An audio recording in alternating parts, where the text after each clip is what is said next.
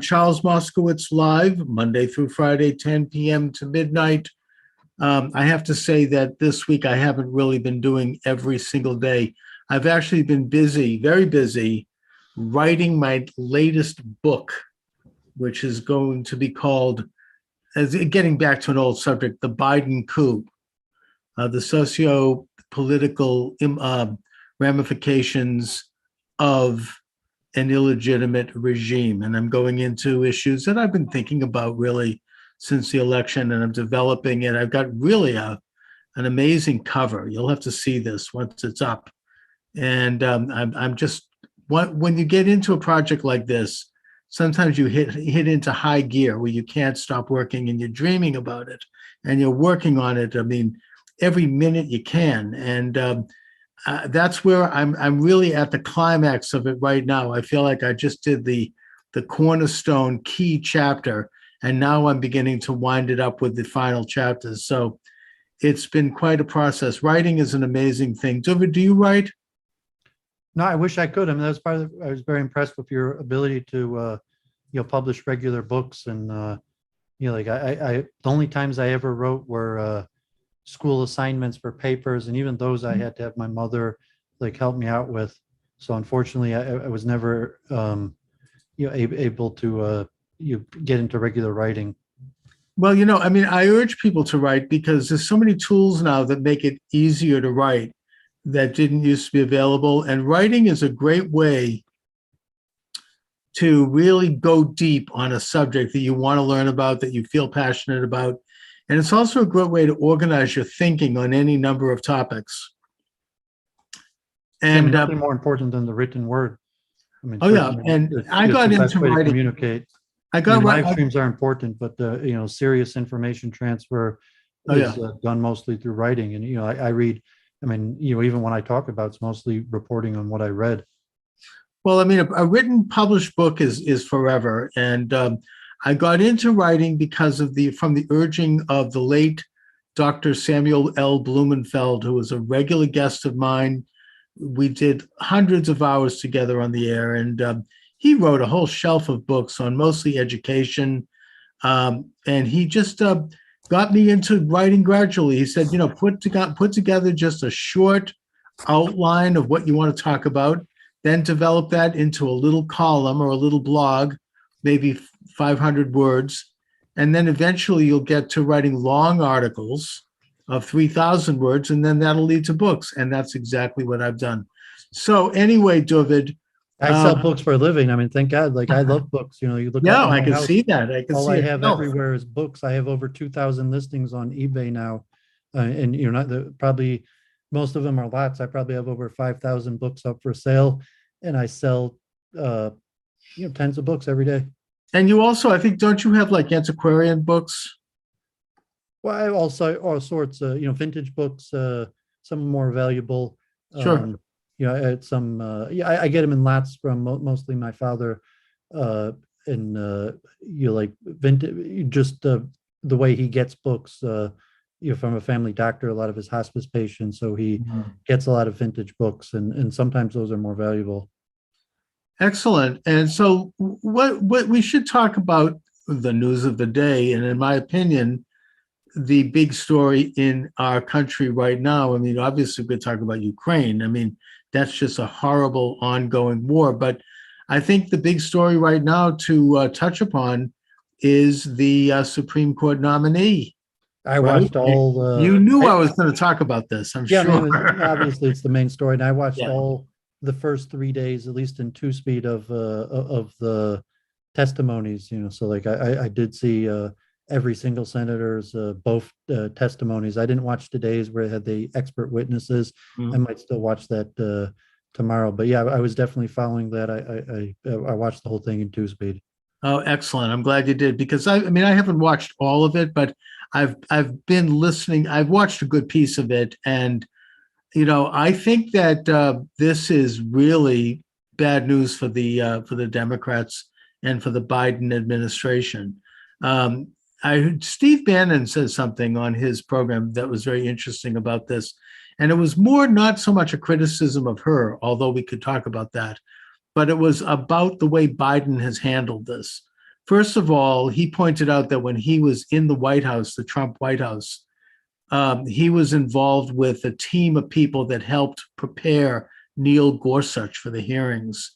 And I think that you could say the same thing for the nominees by President Obama, Kagan and Sotomayor, and going back, in that when they pick a candidate, when they pick a nominee for this very important office, I mean, these are offices that can change the way we do things in this country. It's extremely important. They go through a process where they vet them and they look at all of their record and they find things in the record that might be problematic. And they develop strategies for how to handle those things. And they do like a mock hearing where they ask the nominee questions and they kind of get them ready and they get them prepared. And, Bannon says that Biden hasn't done diddly squat for Brown Jackson. They haven't, all they've done is push her out there, and it shows how incompetent they are. They just said, oh, you're smart enough, go out, you'll be fine. And in a way, they're handling this the same way they handled Afghanistan and so many other things. It's completely rudderless. There's no one at home at the top. And these people that are surrounding him are these mediocrities who really they're way over their head. And so they just are kind of leaving her out, besides putting aside what she's about. I mean, the point is she deserves better than the way they've handled it. And when it gets down to it, they seem to be operating on the assumption that if they pick a Black woman, that is going to be enough and nobody's going to bother her and it's going to be fine. And this is what everybody wants. And it is a very backward view, because I honestly don't believe in this particular time that people really care if someone's a Black woman or a white woman or a Black man or whatever. That is no longer, it's one thing maybe. You sure about it? Promises made, promises kept. In terms like Trump, Trump main thing, promises made, promises kept, was like his list of nominees, and he picked from those. And Biden, promises made, promises kept. He promised, to Clyburn, who offered him support, that he would pick a Black woman. So, maybe like general America didn't care, but I would say, she's kind of like Amy Coney Barrett, who relatively good reputation, no skeletons in her closet. You might have political problems or various reasons why the Republicans will vote against her. But even if you're right about general America, this is certainly Biden, promises made, promises kept.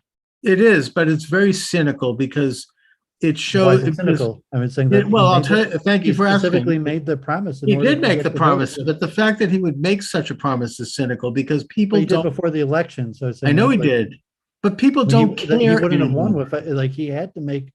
You could even. If you're putting it cynically, that that's our divided electorate. And Blacks. Yeah, but I don't think liberals care anymore either. Part of the Democratic Party, and he had to. No, I don't think your average. I don't think your average American Democrat, Republican, left or right care anymore about whether someone's Black or white, or whether they're male or female. I just think that they're more. People have moved into something that, it's condescending. People are more interested in who they are and what they believe in and how it can affect you. I really believe that. I think that these sorts of token, a perfect example is. You're claiming that there's some sort of like generic spirit of America, as opposed to putting together small coalitions and promises among groups to get across the threshold, and looking at Black Americans or the Democrats and breaking it up like Trump. You might like to talk about it that way, like some sort of talking to the American people. But from a technocratic view, that no, you have to put together coalitions, you have to make promises to a bunch of people and build a coalition. And in order to get the Blacks, Americans to vote for him in the numbers that he needed, I don't think Black people had to make this promise. I don't think Black people care really. They're more interested in who's going to have policies. They do. No, they don't. Clearly the election. They care about who's going to put the price of hamburger. James Clyburn. Who the hell is he? He was one congressman. The point is, he was ahead of their caucus, and he delivered the votes. I think that's an old. And he forced them to make this. Yeah, I'm sure he did. That's an old way of looking at things. I think that people right now in this country, black or white or any other category, are more interested in how the price of hamburger. They're interested in peace. They're interested in security. They're interested in economy. They're interested in the future of the country. And it's this whole idea that because someone happens to be black or white, I just don't think that quite. I mean, it did originally because we were all white, and I've studied the get polling that. numbers. I mean, maybe you don't care about the polling numbers. No, I care about the polling numbers. The polling numbers on these questions that maybe to white Americans, but Black Americans view racial relations as one of the largest. We have racial relations, but I don't think they care about disparities, whether or not and someone that happens to be black. It's more cynical. people, It's actually they do racist. care. They want more people, more black people in positions of power. They and want they black vote on people them. more in positions of success, I think. Power And that's this way, demonstrated like no, Supreme Court power position of power is not success. Success is when you have a rising black middle class, when you have people getting into careers and jobs and getting out of poverty. That's when the success. president, when the Not White House when you looks have- more like America. That's why. No, I don't think so. Then plus we've had that already with Obama, and it was fine. I think that it had a certain meaning. It did, and I get that. But I think that at this point, Americans are more concerned with seeing people rise up and enjoy the American dream, not some token that happens to be black or happens to be whatever put into an office. It's insulting.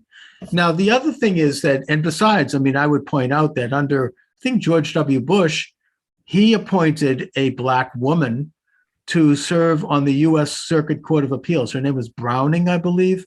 I heard Lindsey, what's his name, talk about this. You might have heard and the disparity between Lindsey the way Graham. Democrats. But the point he was making was an accurate one, in that she was filibustered for 2 years by the Democrats in the Senate, including Senator Biden, and she was a black woman. So, you know what I mean? It has really nothing to do. She wasn't the right kind of black woman. What people are looking for in the case even of the ideological left, and the right for that matter, is they're looking for someone who embraces their particular agenda. They don't care whether they're black or white, which brings me to this point, and that is that Ketanji Brown Jackson was not properly vetted for this job. And now that we're getting to see more about her, I think it's safe to suggest that she's on the far left, and she's a left-wing extremist.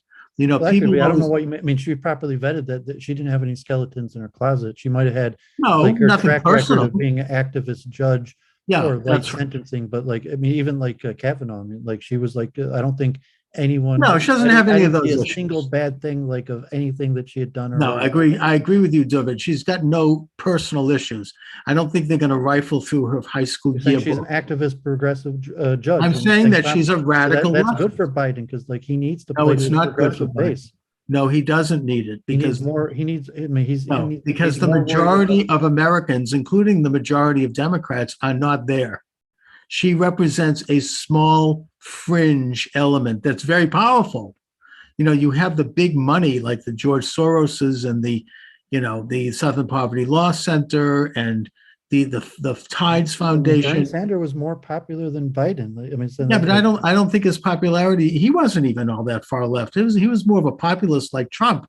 The point is that she represents a certain very rarefied leftist type of view that is not mainstream in America, whether it be liberal or conservative. You got to quote poll numbers because you're speaking your feel.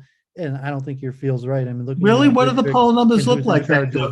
Tell me about the poll numbers. Just some random claim, I don't. Since she started, all right, then, David, fine. Tell me about the poll numbers since she started to testify. What are people saying? I didn't see any polls on her, just the generic polls. Well, I'm talking about her. No, I'm not talking generic polls. I'm talking about her positions as they're being exposed right now are way out on the left, and they do not reflect. And we'll see polls, I'm sure. They don't reflect most Americans, including most liberals. Now, let me give you some examples that, even though we don't have polls yet, you will notice that the liberal big networks like MSNBC and CNN, you would think conventionally that they would be carrying these hearings back to back, right? all these stories, and they'd have people coming out and talking about her amazing success and her done putting her up like she's, the next, like the coming of Christ. They'd I put just her up searched at the Gallup top. and it said she's the second most popular nominee ever. And when was that taken? 58% favor. When was that 30% taken, David? What was the date on that? March 1st. Yeah, before the 2022. testimony. Thank you. All right. So anyways, they would be putting her up. I don't think any of your testimony would have made her look bad. I mean, Oh, you don't? How come then? Because I'm going to make my point. The big liberal networks are not even mentioning He'll her. also Jackson tied for highest initial support for Supreme Court. Initial, nominee ever. before anybody knew anything about her. That's before they started the hearings of it. Sure, she was popular. Nobody knew who she was. She was a tabula rasa. The point is that now that we're finding out that she's far left, I think we're going to now see other polls. Now, you notice that MSNBC and CNN are not carrying anything about her. She's dropped off the face of the earth. I was listening to the New York Times podcast with Michael Barbaro as the host. It's called The Circle, I think. I sometimes like to listen to it to find out what the establishment liberals are thinking. And they did do a podcast about her, and they sounded pretty queasy when they talked about her record. And they were like, oh boy, this, sort of like, yikes. And, they did, I always listen, I can, as somebody who's done talk radio over the years, I can listen to what I hear that is like with a third ear, you can hear in the voice. They didn't say this, but you can hear that they're cringing. Now that her record is coming out, and it's only been in the past 1 or 2 days, she has a long. You're just talking like, what are you talking about in a record that came out? I'm about to tell you what judge that supports light sentencing and is. I'm about to tell you what. No. Those are the conventional things. She seems to have a pattern of making decisions, and this isn't just a one-timer. This is throughout her career, and this includes some of her public writings, and her writings apparently in the Harvard Law Review, which she tried to suppress, but somebody got a copy of it, and it's now out there, where she's a little bit squishy on sexual molesters and on pornographers. And we're talking about cases of horrendous crimes where she has a pattern of giving people the minimum sentences and even less than the. I saw that. God forbid that was like the main thing they harbored on. God forbid. This is a major question. David, this is a major issue, and it begs for an answer.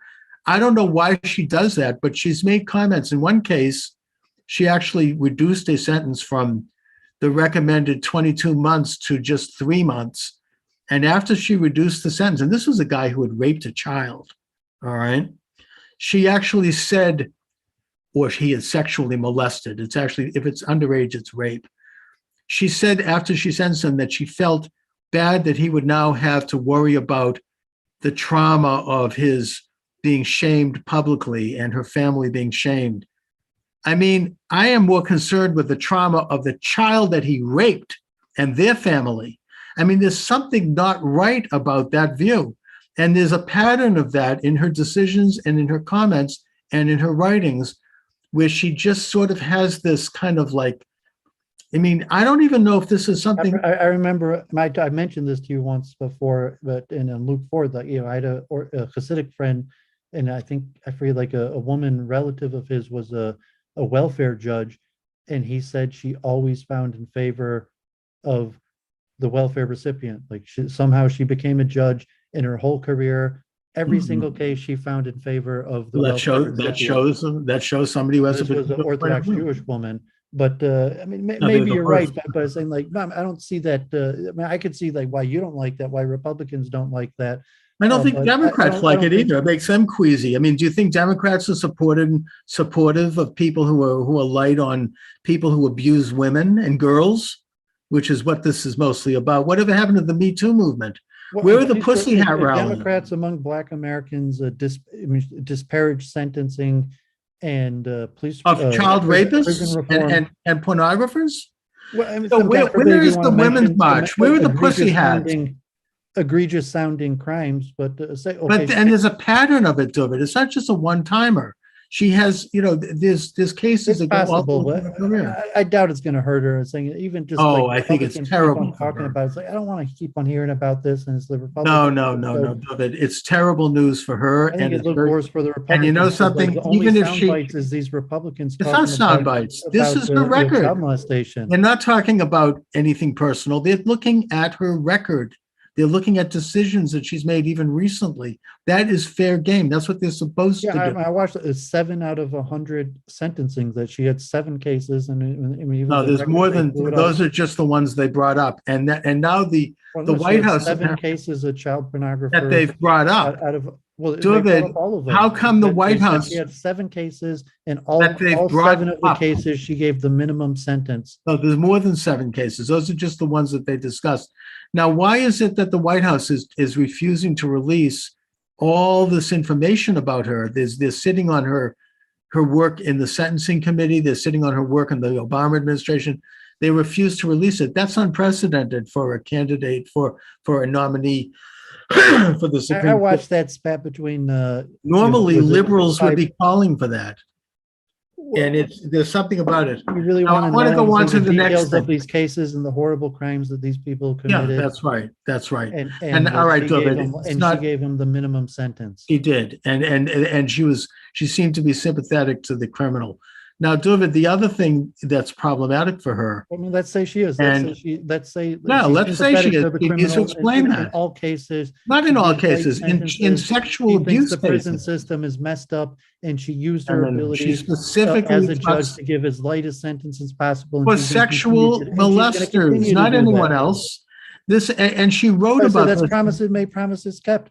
You're saying, like, of course, like you're saying you're a David, Republican, of course also, you she feel that wrote way. about this in her college law review, about how a long article about the importance of leniency towards sexual molesters and what's wrong with them psychologically. I don't care what's wrong with them psychologically. I care about the children that they raped. Anyway, putting that aside, David, and this is something that liberals are uncomfortable too, because they're not, I they don't think so. I generally, mean, why do you keep on speaking on people who didn't say that? I You're saying, just- like, I it's think- uncomfortable to you. well, all right, so maybe they, okay, fine. That the people. All feel right, like- maybe I shouldn't. Maybe they love child rapists. Anyway, let me move on to It's the pointless. next. You're saying, okay, we know. We don't know. Republican You're leaders right. We agree, don't but know. what's Maybe the purpose liberals- of you speaking on you behalf of know people something, you don't David? represent. Thank you. You're absolutely right. Maybe they love the child rape. Maybe they enjoy child pornography, just like she apparently is lenient to it. You might be right. Now, let me I move mean, on to they the other don't support our criminal justice system, and it doesn't matter the most regarding rape crime. and They wanna give- child they wanna give molestation. Later sentences. Why the emphasis on rape and child The molestation? Republicans who are making the emphasis on that. No, she made the emphasis on it over a long career in both her decisions and in her writings, David. This seems to I've be been her looking thing. if there's. Thank you. Yeah, look you're into saying- it. Well, I'm probably not going to look. I'm just saying that you're saying that there's something specifically perverted about her, God forbid, as I didn't opposed say to about she- no. I'm not that she saying this. supports lighter sentences. You know something? I didn't say And let's perverted. say she supports defund the police. She does, but I'm not saying perverted. I didn't So say why that is it word. surprising? Why are you focusing on the perversion? I didn't say she was perverted. I don't think it is. I don't think she likes them personally. I She's think it just is. a typical liberal that supports. No, I defund don't the think she's a police. typical liberal. I don't think most liberals would give. So you're saying there's something especially perverted about her, God forbid. I didn't say it was perverted. I said that she's into a radical leftist agenda. It's not, and I mean, that, of course, promises made, promises kept. would you stop saying that, please? Well, Anyways, I didn't vote for Biden, but I'm saying promise. He made. Fine, these you promises, said that he already kept 10 promises. times. It's starting to aggravate me. Anyway, look, the other Well, of thing, course, and it's aggravating you. I mean, America's changing. I don't in the like direction you don't slogans. like. I don't like I don't know why I don't you're like, surprised this is that a Biden- talk show. We don't talk in slogans. Anyway, David, let me move on to the next thing that she's into. Senator Cruz brought up the issue of critical race theory. And it's not so much that the issue itself, it was the way she handled the answer to that question, which was not honest. She lied, and she I did don't know the why she couldn't just straight out and said it. Like if I like because she didn't want to say it. She Like didn't- Kavanaugh, why she couldn't have said, yes, I support later sentences. Yes, Because support this one, because she please. doesn't want to Because you say think that. she's not going to get any Republican votes anyway. We think the No. Democrats. She wants to and if she was appear just to like, yes, I America support critical race theory. Yes, I support because these she things. chose to lie to it. She should have said, yes, I support it. But she wants to appear to be this kind of mainstream American. So anyways, when Cruz I would asked, have rather seen her, just get up there and. I would rather see her tell the truth too, David. So the point is that when Cruz asked her about it, she denied. She lied. She just refused to answer. I'll tell you, no, she did lie, and I'll tell you she would be able to be neutral. No, she lied. She lied, and I'll tell you why I think so. When he asked her if she, could I finish my sentence, please? Let me finish my sentence. Let me finish my sentence, or I'm going to silence you. When Senator Cruz asked her about critical race theory, she said, oh, I think that's just an academic theory that comes out of Harvard. You and I both went to Harvard. And he said, do you realize that that's in the school system? And she said, no, I don't know about that. And then he said, well, I have here evidence that it is taught at the school upon which you are a member of the board, on the board of directors. And he presented the evidence of it. And then she turned around and said, oh, well, I meant public schools, not private schools. Now that is at least very slippery. Now, again, she could have said, I have no problem with critical race theory, or I am aware of it. I don't like it. She could have said that too. But instead, she chose to deny it. And it shows a pattern. She did this in several other areas. But the one that particularly bugged me was when Senator Marsha Blackburn, who has been on my program, by the way, last November, and I should have her back. I don't know if she'll come back, but she asked her an obvious, simple question. Can you define what a woman is? And she couldn't answer that. She was like, oh, I don't know. I'm not a biologist. I'm not a biologist either, but I know what a woman is. Now, we know what she was getting at there. We know she was being pressured by these very powerful leftist organizations who want to redefine what a woman and a man are. And this is where I say she's a radical leftist. I mean, that's a radical agenda. Most these things have already happened, though. It's not like they're trying to. They've already succeeded. It's already been done. They have not succeeded. How have they succeeded? Well, I'm saying these definitions of gender, and it's already happened. I mean, maybe in the case of the Supreme Court, it has not been accepted by the vast majority of Americans. Most Americans. That's why it's always in the news, because it's increasingly. It's in the news because they're pushing it in the news. Most Americans. Even Biden, that's his cabinet. He's Biden, appointed transgender women. I mean, now. Yeah, but and that's fine. You can't even stay on YouTube because you can't control your speech, because you're not allowed to say what you're saying. It's saying you're the one who's saying things that aren't accepted. What she is promoting is already the majority view. It is not the majority. I understand why you're upset, and I might even agree with you, but it's already happened. You're not. I have nothing. I want to comment to this. I have no problem with an adult who wants to live as a woman or as a man, even if they weren't born as a woman or a man. I respect that, and if they want to be called a woman, I respect that. I will say she, and I will do that. But they are still a man or a woman at the end of the day. And for her to say she doesn't know what a woman is, that is a lie. Everyone knows what a woman is. That's not, and what a man is. That's, this is just dishonest. Again, if you have someone who's living as a woman, fine, but they're still not a woman in reality. They could be a woman, and I'll call them a woman, but they ain't a woman. And I'm not saying that to be mean. I'm saying that because that's science. That is biology. You don't need to be a biologist to know this. And the fact that personal opinion, but it's saying that not opinion. The legal definition, a woman, the status, the culture wars.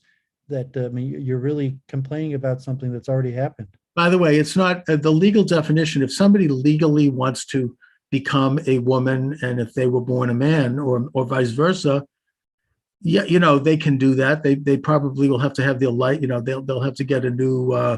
I don't even really want to talk about it, but that's why I like Luke Ford. It's in the news. Talking about like the swimming thing or something like that. Yeah, the guy who's But beating it's already women. happened. You're complaining about something. It's not like you're Yeah, but the warning point is, about something it's that might happen. so that You're you know complaining something, about something that already happened. because something is happening. That doesn't mean that does that mean you kind of have an opinion about it and it can't change? I mean, it only takes a few people to stand up and say, the emperor has no clothes. Here you have this guy who is a mediocre to failed swimmer, and all of a sudden he puts on a wig and says that he's a woman, and now he's the champion. What happened to women? Where are women about this? Where are women who support? This is the first woman. I know, like on Jeopardy, they had a woman who was a Amy man. Klobuchar the only other woman besides Marsha Blackburn? But I mean, I know I remember Amy Klobuchar. No, that other. Now, even the majority of the women on the committee were in disagreement with Marsha Blackburn. And the one, Yeah, the majority of the very leftist women. Because they're part of this leftist agenda that wants to blur the difference between men and women. They're part of the majority opinion. It's not a majority of people. I don't think a majority of Americans support that. And look into it and saying you can say it's wrong. Have there been polls? You like to talk about polls, that I still think it's wrong. But you like to talk about polls. What do the majority of people say with regard to, is there such a thing as a woman and a man? Do people still recognize that, or is they now think it's you just can decide on a given day what you are? I mean, I live in a blue area, so it's already been decided. I mean, and that's why I say we'll probably get kicked off of YouTube just for talking about this. I know we would. Well, doesn't that tell you something? First of all, you say you live in a blue area. I do too, and I know people around me that I can't discuss this with either. But that doesn't therefore make it not a radical agenda. And I think that she's obviously representing that view, and it's radical, even if it is accepted at this point by the establishment. And I'm not sure we're the ones with the radical agenda because we're speaking for the minority. I don't know if have there been polls done to show that? I mean, on most issues, like I always saw myself as, even as say degeneracy is the norm. And I'm not saying they're degenerate, by the way. If somebody wants to be a man or a woman, I know people like this in my own life that they've decided.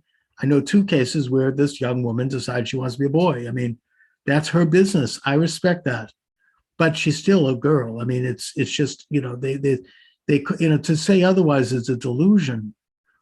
People have a right to say whatever they want, but it's not real, and it's fine. But it's and maybe things have changed somewhat. I remember when this was about 10 years ago, maybe 15 years ago, when we knew a family where the daughter was deciding that she wanted to be a male and she was transitioning. And these are very liberal people that I was around at the time. Everybody felt sorry for them, and they felt like this was some kind of a pitiful situation, like a dysphoria, which it is, but putting that aside, it was like, it was a tragedy. Now, of course, it's fine. But so maybe the Overton window has moved a little bit. I've been, even God forbid, thinking America is really just going to fall apart because these issues that are largely zero sum, America is so divided on. And, if it's racial issues, if it's cultural issues, and even as a Jewish Ashkenazic, so as a white male, my replacement is so to say that there's less positions for me, and that's so to say a good thing. That's the direction that things are moving, and but things can move basically zero. It's basically zero sum. You could fight. There's a pendulum. Are you fighting for balkanization, the splitting up of America? No. Or are you I'm fighting for the truth. And the truth is inclusive of. You're fighting for society to move in a certain direction. So the truth. No, I'm fighting for a society based upon truths. And happens to be a truth that there is such a thing as a male and a female. You're talking about moral values. I'm saying truth. I'm not talking about moral values. I'm talking about physical values. The ability to sin and make. I'm talking about biological values. I'm talking about observable values in nature. And, once we state that and we realize that this is true, then you can have people who can say, well, I wish I was something else. I'm going to be something else. Fine. But there are some basic truths. Now, getting back to the subject of Ketanji Brown Jackson, I do not believe that view of that you can't say what a woman is, represents, even if it's legal now, and it is, it still does not represent the mainstream of America, including most liberals in their hearts of hearts. And my opinion is this: I think that whether or not she's confirmed, she is doing damage to the Democratic Party and to the left, because I don't know if they anticipated that this would come out the way it's coming out. And I think that she is going to do serious damage to the Democrats who are running for re-election in November. Because you just show your age. I was like, the demographics and that, I mean, you just show your age because things have shifted. Even if on some religious or moral. No, look at right. I know what you mean. Show your age that you're talking about. Like the last time you checked a poll was a decade ago. I'm showing my age in terms of what, the issue of a man and a woman. Well, when you speak on behalf of like America, you say like you speak on behalf of America. Well, we'll see, David. We'll see what happens. You haven't checked a poll in 10 years.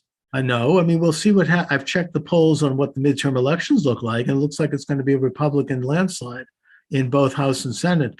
The point is that I think that this is bad news for the Democrats, especially those who are running for re-election, because I believe it's bad news for our country, maybe, but I don't think it's bad news for the Democrats. No, I think it's bad news for the Democratic Party, because I don't think most Americans are there. Most Americans do not cotton well to this. I think that her views are fringe. They are extreme. Probably about 30% of the country. That's their main view. I mean, whether Americans really care that much about this issue. No, I think they do care. I mean, they care about who's on the Supreme Court. And Republicans might care, the people that your audience might think these big issues, but your average American, it's not one of their major issues. I think Democrats it does. Are going to lose. It's going to be because of economic. I think that this is not helpful. This is not helpful to the Democratic Party. It pushes them further to the left. I think that if they had thought this through, I think that's good for. I mean, being pushed further to the left is good for the Democratic Party, and good for elections. They'll go to the way of the popularity of Bernie Sanders. I mean, from your view, for your view of the country, you say it's bad for the country, but in terms of winning elections, I think it's fine. Further to the left is probably. You think that they're going to win elections? I mean, I don't think they're going to win elections with someone too far to the left. America is a centrist country. I don't think that they're going to. You don't have these. They might have like a victory, like an AOC or something, winning in one district in a city, but the general bulk of Americans, including liberals, aren't that far to either the left or the far right either, by the way. I think that Americans tend to like to be either a little left of center or a little right of center, somewhere toward the Americans. You're talking the Democratic Party and the Republican Party. If you talk about the heart of America or some sort of generic middle American opinion, as opposed to I'm looking at American but say you're not. I mean, I was actually on the call today, the Jewish Democrats, and they had a debate between Haley Stevens and Andy Levin. Mm-hmm. But I'm saying if you're strategizing for Democrats, you're not a Democrat. And saying from the Democratic strategy. No, but I can comment on what I observed. They're pushing more to the left. And so you say, not during election, but the Democratic Party, in terms of popularity among the Democratic Party, probably moving more to the left is beneficial. Not if they want to get elected, David. Anyway, if they want to get elected, and that's why I'm saying that. I doubt it. The Democrats now fighting each other in Democratic primaries. The strategy is to push further to the left. By some of the candidates, and then you have others who are more moderate. The point is that I think that that would be district by district, obviously. I mean, so that's what I just said. You have elections are won by winning more votes. No, you'll have like a few select districts, like elections. You'll have a few select districts, usually super rich and super lily white, like the Upper East Side of New York or certain neighborhoods of Greater Boston, that are really far on the left, and they will vote for leftists. But the vast majority of Americans, including the old-fashioned lunch bucket Democrats, and who are liberal, they're not there. And I think that her positions on these issues as they come out are not helpful. And I think that what I predict could happen is I think that you're going to have a couple of Democratic senators, like who are like Manchin in West Virginia and Sinema in Arizona who tend to be independent thinkers, and maybe a few others, are going to whisper to the Biden campaign that they're going to have to withdraw her nomination because it's hurting them, and it's going to hurt a lot of others, both Senate and House, but probably more Senate because the Senate is going to have to vote for her.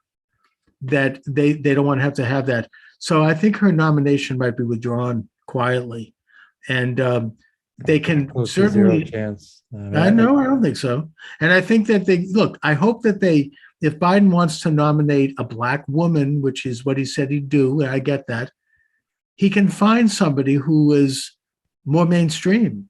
There are plenty of Black women. Well, look at Winston Sears. She was just elected lieutenant governor of Virginia. She's a Black woman. There are plenty of Black women out there who are in public life who are more pro-America. They're more mainstream.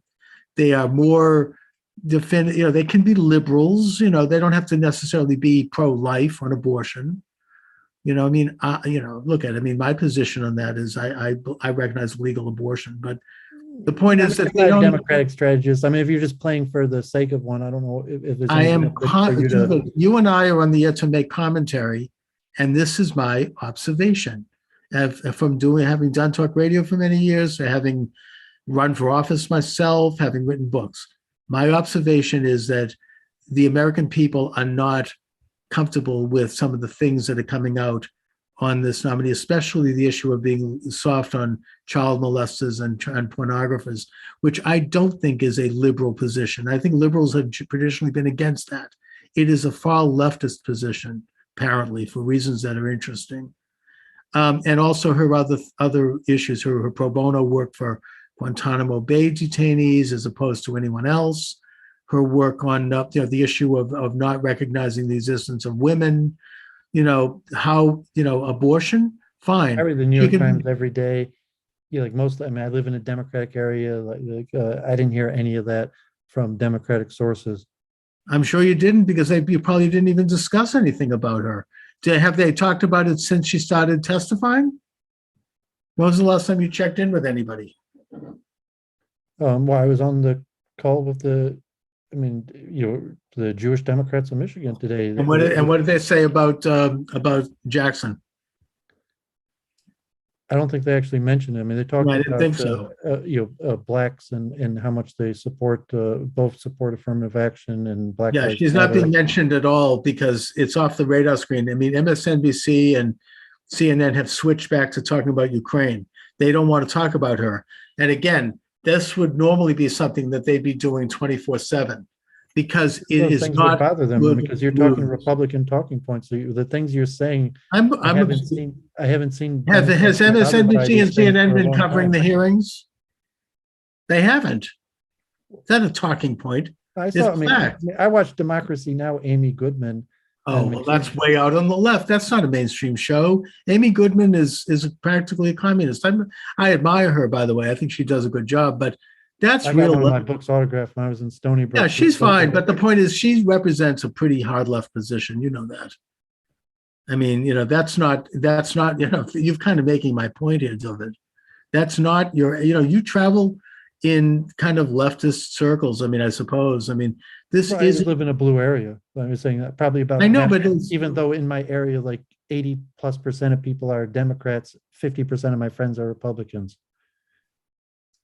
In your area, that there's 50 the Republicans? No, I say probably in my area, 80% of people are Democrats, but of my friends, 50% of my friends are Republicans. Oh, okay. So then maybe you don't travel in such blue circles. The point is that I think that she represents a minority view, and it's not. And I think that this business of being light on child molesters and pornography, the Americans aren't comfortable with that. I want to just say one more thing about that. You are familiar with the QAnon, right? Yeah, and I guess she was actually the person who sentenced the guy who shot up the pizza place. Oh, is she? I mean, I guess he didn't hit anybody, but the guy who went to that pizza place. That Jackson sentenced him? That was her. Yeah, that was one of her cases. She gave him 4 years in prison. All right, I didn't know that. More years in prison than a lot of the child molesters. One of those cases had a minimum of 5 years, but yeah, she sentenced the guy who shot up and didn't actually hurt anybody. I know. I remember the Keeps the case. place more than most of the child More the pornography. people that actually rape children. The point is, the reason I bring them up is not because I'm a supporter of it. I'm not. I don't. I don't support any group that they don't put a name on it. It's too. Because I can't any more than I would be supporting Anonymous. Remember them from the Clinton years? Or were they in the Obama years? They're back supposedly hacking Anonymous? Russia now. So I don't, because I can't believe something that that they don't put a name.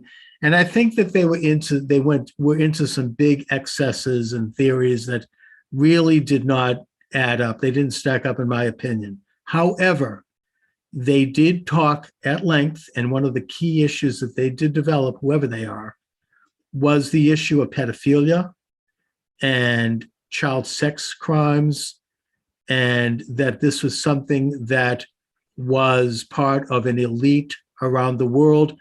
I mean, we know about Jeffrey Epstein. We know about some other situations where this really was a problem, and child trafficking. And I have often thought that on those particular issues, they might be onto something. I'm not saying they are, but I'm saying that it is something that needs investigation. I mean, there was apparently a conference held in Montreal a few years ago, attended by sexologists. This was covered by the late Dr. Judith Reisman, who was a regular guest on my show, and she passed away about a year ago. And she says that at this conference, they were talking about means to normalize pedophilia by calling it an orientation as opposed to a perversion. Because once you call something an orientation, it means, oh, well, I can't do anything about it. I'm not responsible. It's how I was born. And she said that this was going to be the lever to normalize this. And she predicted that this would happen over the next maybe 8 to 10 years. And when I hear stuff about Judge Jackson with these rulings, it makes me think that maybe they're onto something. Is this a way to normalize or to reduce the criminality of these things? I'm not saying that she supports it, but it does seem curious to me that there would be this pattern of leniency toward it. And, I think that it's troubling, I mean, is this the next frontier? God forbid. Society's a lot of degeneration. Although, from the Orthodox Jewish perspective, that the American prison system is unjust, and it's considered, Rev. Chaim Kanievsky, who passed away this week at 94, that it's a mitzvah to get a fellow Jew out of prison, even if they're guilty, because the prison system is considered unjust, and that would include, God forbid, especially in the Orthodox community, a child molester. That would include a child molester. Well, that's one of the biggest complaints in the Orthodox Jewish community is the unwillingness to refer child molesters to the criminal justice system. But the general consensus is that it is, the mitzvah called pidyon shavim, of freeing a captive, refers to even a guilty person in the U.S. criminal justice system, so that it doesn't matter the crime, even if the person is a child molester, what about murderers? If they're in prison, it is considered a good deed to get them out. What about murderers? Is that a good deed too? If a Jew is in the U.S. prison system, doesn't matter the crime, doesn't matter their guilt, it's considered a mitzvah to get them out. And you look at that. I don't think that's even referring to non-Jews, but it was saying that was the ruling in among most Israeli rabbis and even in America. And if you want to look at that, the prison system, no one likes crime, but to say the prison system is unjust, and even if people are guilty, they don't deserve that. Well, David, I would tend to agree that if you look at that for your, just your fellow Orthodox Jews, but certainly among Orthodox Jews, and I know I was in the Orthodox Jewish community for a while, that was such a big deal, was constantly trying to get people out of prison. And it didn't matter if they were guilty or not. And especially like when the first time I was in Luke Ford, a lot of people really hit me. And it's one of the dividing lines, because, child molestation, God forbid, is such an egregious thing But no, you can't refer your fellow Orthodox Jew to the authorities, and you will be kicked out of the Orthodox community. You had Ashley Tischler on your channel, and he, he's going to be running again. He got smashed, and one of the things was he wanted to refer child molesters to the secular authorities, and that according to most scholars is absolutely forbidden. You can't, I mean, so the criminal justice, it's a, God forbid, it's a scary thing, especially, crimes increasing and catch and release, and, anti-Semitism, people beating up Jews and then they're released the next day. But at the same time, the prison system's not really just. Well, look, David, I would tend to, in a certain extent, agree with that. And that's why I supported President Trump's First Step Act. You had in the 19... That's why Jared Kushner became Chabad, because when his father was in prison, most of his fellow, he went to the Frisch School of Modern Orthodox people. It's like, your dad's not really a good guy. He deserves to be in prison. And in Chabad, they didn't care that his father was guilty. They helped him out in prison. They helped him get out of prison. Okay, Chabad, fine. generally, that's why Chabad, I mean, God forbid call it like bottom feeding, but they visit the prisons and they'll help you out even if you're guilty. No, look at, I mean, first of all, again, I do think the prisons are excessive. I think there are too many people who have not been involved with violent crimes. That's why President Trump did the First Step Act. And I think had he been allowed to, he wasn't deposed and he served a second term, there would have been a second step and a third step to get people out of prisons for these minor crimes.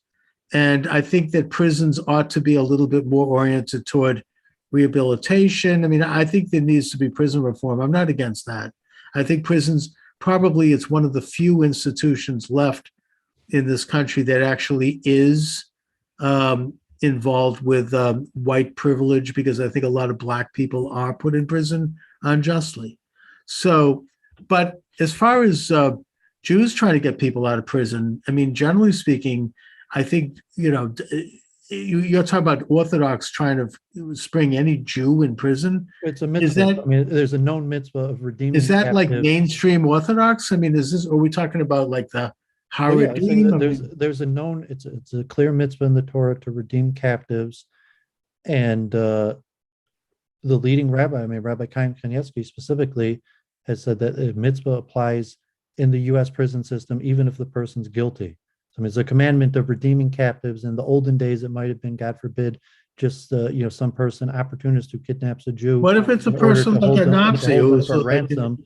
But according to that refers to even a person who's guilty. So say if you're including a non-Jew, what if it's like Adolf Eichmann? I mean, this is Jewish law, so it only refers to a fellow. So it's only Jews. So then Adolf Eichmann, it's not dependent upon guilt, and in some cases, like if a person's been really bad, it's okay like to stop helping them. But that a lot of the rabbis have ruled, and I mean definitely someone's innocent and in prison, all the more so. But to say that even if a person's guilty, it's a mitzvah to get them out of prison. That if you look at it, it doesn't matter their crime.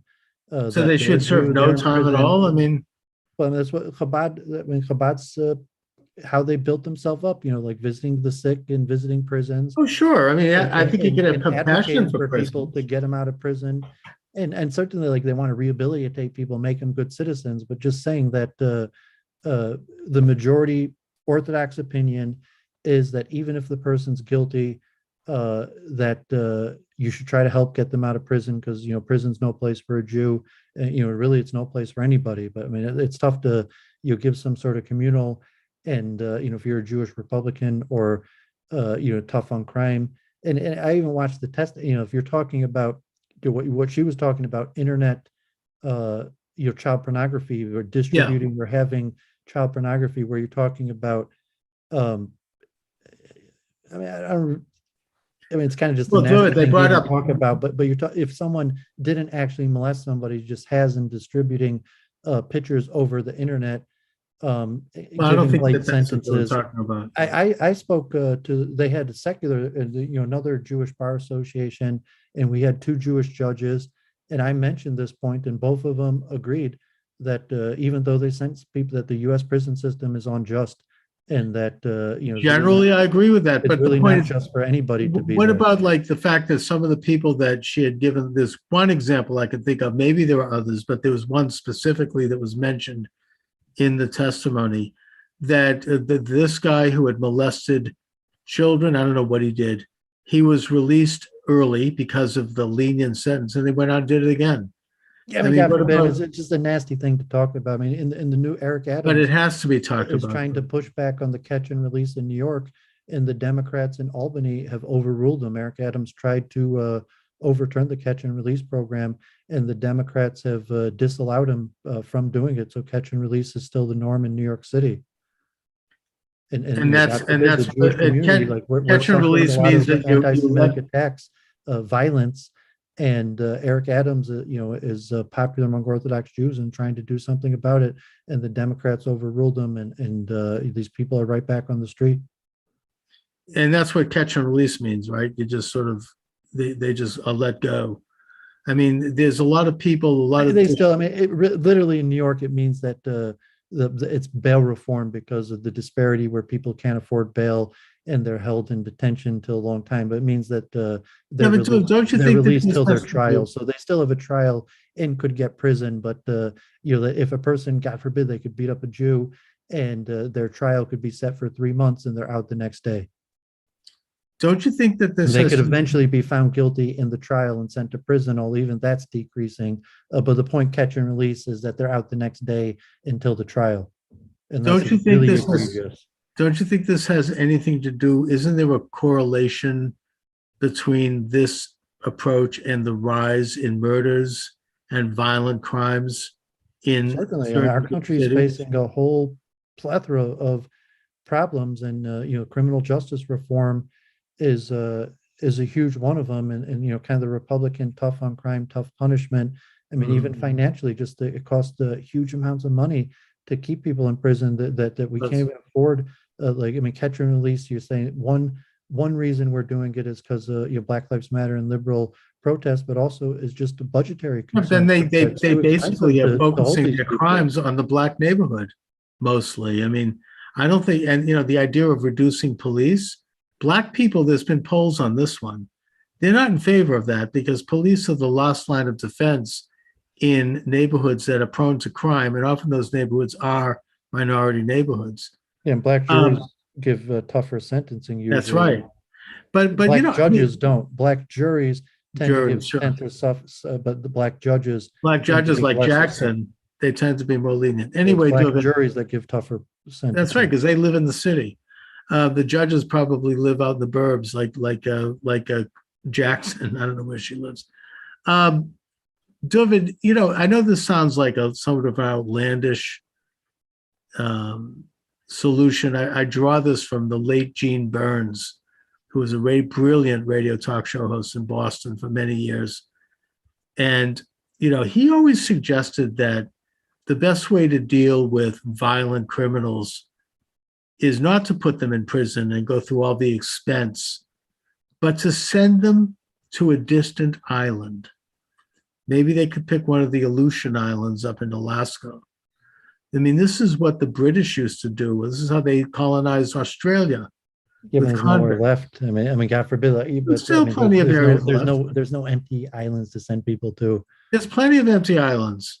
They could send them to the Arctic Circle. I mean, they could send them to Well, Somalia. they kill them, send a place where they wouldn't survive. But No, they can help them survive. I mean, there's ways to do this where they could then have their own community that is separate from the rest of us because they no longer, they have basically abrogated their right to live amongst us in a free society because they've abused the most basic element of a society. They've hurt people. our They've country's taken away facing a your lot of freedom. problems. They're saying that, and criminal justice is probably, you're right up there. And it depends on how you understand like Maslow's hierarchy, saying it's tough economic times and the decline of the American dream that's leading to increased crime. I mean, generally, I generally will take the Maslow's hierarchy and the positivistic view, and it's the decline of the American dream and the lack of the meritocracy and various things are decreasing, causing more people to turn towards crime, and God forbid it's probably going to get worse. I mean, we didn't even get to Ukraine. I don't know. We're going to talk about it, but increased inflation, food prices, gas prices, whole The whole thing. It's horde of really, issues. it's are certainly likely to spiraled just down in increase. this past year for sure. I don't think that those things, David, are, you act like as if this is, irreversible and that we're just doomed to decline. This is a view that really goes back to, I mean, we're talking. I don't want us to decline. I mean, I think that the cycle, that things are that, like, in the short term, things are definitely headed in the worst direction. And so in much the so short that term, they at this are. point, I agree. even for the next few years, it's I mean, likely if you to keep on listen getting worse. if you listen to Biden's comments in Europe right now, they're horrifying. He's talking about possible nuclear incident. He's talking about food shortages. He's talking about terrible things. And we know that Yeah, I mean, whether this in fuel, Ukraine, I mean, they're finding these sanctions are gonna biological backfire research on labs that could make the coronavirus look like a picnic. The point just is the that likelihood of these sanctions, whether they're going to hurt Russia or they're going to hurt us.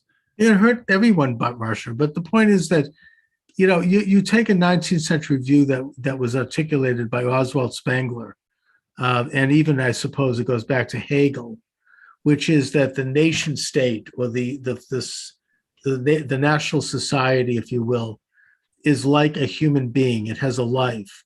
It's born, it grows up, it becomes mature, it then reaches its height of strength and of its flowering, and then it goes through a gradual decline, and eventually it dies. And that was a very popular view in the 19th century, particularly, as I say, Oswald Spengler, other philosophers. I think that some people view this country like that. You seem to express that. We're in decline. There's no way to reverse that, because it's like our society is it's already had its height, its glory days, maybe the mid to 20th century. I don't know, however you define it. And now we're entering into our, the latter years where and you can't reverse that. The other viewpoint is that I suppose it's the opposite. We can reverse it because of human will and because of human agency. It just takes a small group of people to think differently and create a positive thing to happen. You say, for example, that it's too late. Everybody now no longer understands that there's a man and a woman in the world. We're all blurred. We can decide whatever we're going to be on a given day, and that's the view, and there's no way to change that, as if that's somehow fixed on two tablets that are taken down from Sinai. I say that we can change it. It just takes one person. Now, we actually discussed this in my psychology class, and I thought it was interesting. I heard Ben Shapiro talk about this. Not that I'm a big fan of his, but I thought he touched on this issue. If you have like a group of people, like let's say 30 people in a class, and there's one or two people who don't represent the majority opinion, but who are bullies and who say, they stand up and say, oh, so-and-so is a racist, or this person's that. We're going to define something this way. The majority of people in that class, and the majority of people in life, the majority of people in Germany during World War II, you don't say anything. You keep your head low, because it could hurt you. It could hurt your career. It could hurt your livelihood. It could hurt you economically. It could hurt your reputation. And most people don't want to step into trouble. So people say nothing. And the bully changes everything in terms of how people see it. But if you have just one person stand up and say, no, that's not true, and they might have to take a lot of heat for that, and they could end up getting hurt. But if they stand up and they take that stand, it changes the whole atmosphere. And other people are like scratching their head like, hey, that's right. And it puts the bully down, because the bully can only operate in a vacuum. They can only operate because they're not being opposed. And that the whole idea of America, the whole idea of sovereignty, not just national sovereignty, but individual sovereignty, is that we have the agency to do that. And that we can reverse a negative trend. I mean, it's the old Hans Christian Andersen legend about the boy who said that the emperor has no clothes. Nobody wanted to say anything until this little kid came out and said, "Oh, look," and everybody then knew. Yeah, but really, everyone thinks that's what they're doing, and it's saying that to like you're the bully, like you're the one that people are trying to stand up to, and you're saying like, no, I'm the one who's standing up to bullies, and like everyone I speak to is like, got you're like, what's causing the downfall of society, and we have serious challenges facing us, whether there's bad guys or enemies, and like I don't really have a belief system. I don't think there's bad guys. There's essential human nature, and Everything is predetermined. well, I didn't say There's no such predetermined, thing but I saying human nature is human nature, and all of us have a propensity for bad and to be a bad actor. Yeah, but we don't always act on it. We all have the propensity, but we're conscious individuals who have the ability to reason.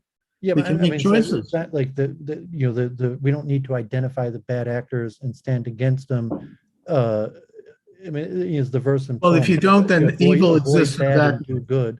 The key is doing good. There's a lot of we talked like the decline of America. We talked months ago. The power outages and the hurricanes and the floods, and you're saying the infrastructure that like our infrastructure is really on the decline. It's old. It's in bad tier. But there's so much that we're not set up for a rebound. So even if somehow we pulled ourselves together for a rebound, we would have to do serious amounts of work. It doesn't happen And I'm not easily. sure, like, identify, even, David, it's really daunting, all the problems facing our country right now. I'm not saying it's an easy thing to do, but the way this country, at least theoretically, is set up is such that individuals can do things and they can invest or they can identify or they can be active and it can change things. Anyway, David, so I don't think that such things, negative things, are inevitable. I've never really believed that. I don't think after we have free will, of course, that's why we're talking. That's right. We have free will. We could, reverse and we can change the course of our own problems lives facing and history. Society are quite daunting. Well, they always are. They used to be worse. I mean, we act like it's so terrible now.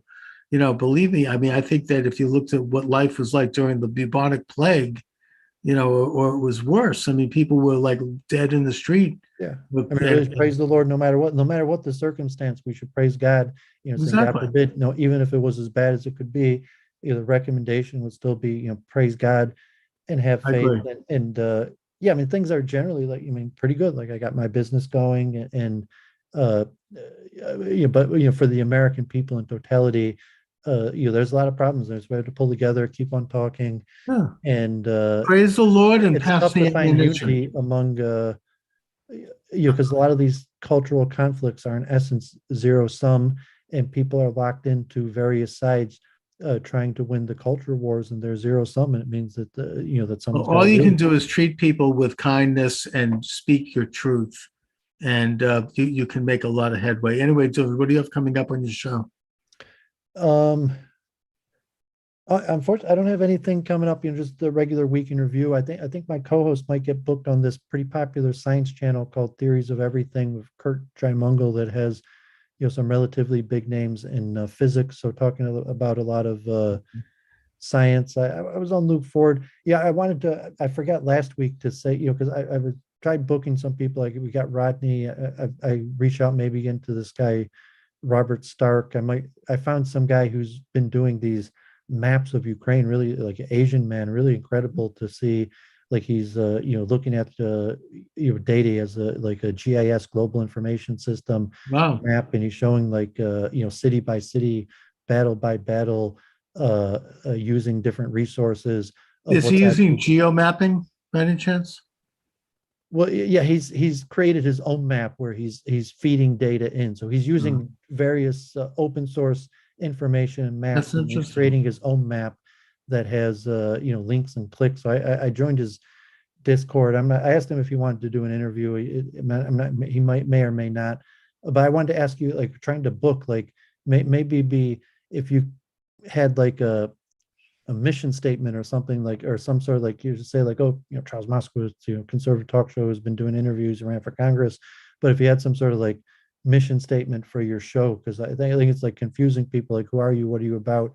So Well, they could go to my website. It has a mission statement on it. does Charles that, I'll put that up right now. CharlesMoscowitz.com. Well, I've checked your It has, I don't know if it has a lot of mission statement, but it has some. I well, have is it just you and your own It just talks about the show and it has links to all of the different stations that carry it. It has some information about my books, a couple of my books. but I'm saying, like saying that is what am I signing person up? Like, okay, you're just an interesting guy to talk to. Just tell them to look at my I'm website. having a hard time kind of, like I tried Andrew, that guy, Andrew Wilson. I mean, he still might come on. He might, just scheduling issues, but I Yeah. try to come up with some Send people to charlesmoskowitz.com. I'm actually going to put some more links up there which give more information about, articles that have been written about me over the years. And I'm going to put all that stuff up there, but at some point. Anyway, David, I would love to be able to find an Orthodox rabbi that would join us, because we always have these questions about Judaism that I think we need to get a third party to come in and talk about. I told you, I don't think we'll be able to get one. I don't think. I know you said that. I mean, keep your eye out. I'd like to. It's not what they do. Even I saw in the Ukraine, Russia, that Chabad rabbis, one spoke out in favor of Putin, and but like generally, just like they remain apolitical. Right. And we don't even have to get political. We could talk Jewish. To speak to the public. You're saying if you speak to the public, like to, but like no, I think generally, like an Orthodox rabbi, there's close to zero chance that they would. Again, we don't necessarily have to talk political. Like even the issue we talked about today regarding freeing people from prison. I'd like to get a third-party Orthodox rabbi to. I mean, I know that like my rabbi here in Boston could be probably a great person to do that, but he even won't. Your own rabbi probably wouldn't do it. Like, let alone. No, he won't. I wouldn't even ask because it's not his thing. But I wish we could find somebody who would do it. Maybe rabbis. You have political Orthodox Jews. I mean, like I heard Heshi Tischler is running for office again, but maybe we should have rabbis are generally apolitical, and well, we could stick to Jewish and Talmudic topics. We don't necessarily have to talk politics. We could get into what is the Jew. We could talk about what the Jewish position would be. You also have been saying, there's somewhat of a you're not allowed to teach Torah to Goyim. Saying like it's like So all right. Well, we need to have somebody who can look beyond that. But I agree. I'm saying you can't, because that's it's kind of a straight. I mean, it might not put it in that terms is like an anti-Semitic trope, but it's saying like no, you're not going to find a. Well, actually, David, I think there are. I mean, I actually just did a very cursory search on my Google app for my Apple app. I mean, for podcasts, and there are some people who are talking Talmud. I don't know, and they have like rabbis that have a YouTube channel and that are popular and people watch, but that openly just talk to the public at large. I don't think so. Even Israeli rabbis, even political figures, it's really just it's not a Jewish norm. Saying we're out of the norm. No, I understand. It's not a normative Jewish thing to do what we do. And right. To the point that say like no, I mean that's why me and you are doing it is because it's not a normative Jewish thing to do, especially of a rabbi. Almost to the point where I would almost be shocked if you could find somebody. And I've been doing this for a while. Look forward all the people that I know, Orthodox right-leaning Jews. I've never seen any of them have a rabbi on. Yeah, you're probably right. Anyway, David, listen, thanks so much. I agree with that. Like if I'd find that interesting, but we might be able to have guests in. Like there are there's a lot of right wing or even left wing. There's left wing. There's a lot of Jewish activists and lobbyists, and or maybe Jewish scholars. Maybe somebody's. Jewish scholars. That's why I said like a mission statement. and a lot of them, like, you got to pay, really. Like, I know, like, it's like ego thing. I understand. But like, yeah, like, I mean, that's, we got to build up the platform, and if they have books that they're selling or something. But like, yeah, I mean, I saw, God forbid, Well, maybe somebody like a Dennis Jeffrey Prager. Jeffrey Vreelander of the head of University of Michigan Judaic Studies, and it just happened to mention, it was like $1,000 speaker's fee. And I I understand. mean, he's the Yeah, head of it, and he waived it or something, but it was saying, like, yeah, I mean, rabbis have families, and they get Oh, I paid. get it. I get it. So I'm not No, saying, I like, know, obviously. rabbis are good. I even had this argument in my liberal synagogue, saying, like, rabbis have kind of like a fee for service, and even like, um, I'm not exactly sure the details of speak my local synagogue or synagogues, but like, when you buy membership, like, if you want the rabbi to visit you in the hospital, you have to pay extra. And and if you think about, like, I don't have to pay my rabbi to visit me in the hospital, but to a certain extent, like, okay, my rabbi's got a family, he's No, I got mean, bills, I understand. and like, so I know, like, I mean, I get funerals and bar mitzvahs, but hospitals? Anyway, well, it is a mitzvah, but it's saying, like, yeah, to a certain extent, like, they're like, you got to Right. pay. But yeah, we'll keep on working it. So Shabbat Shalom, All right. and Shabbat shalom. so nice talking, and I'll keep on trying to book some Thanks a lot, shows, John. and work on your webpage, and All right.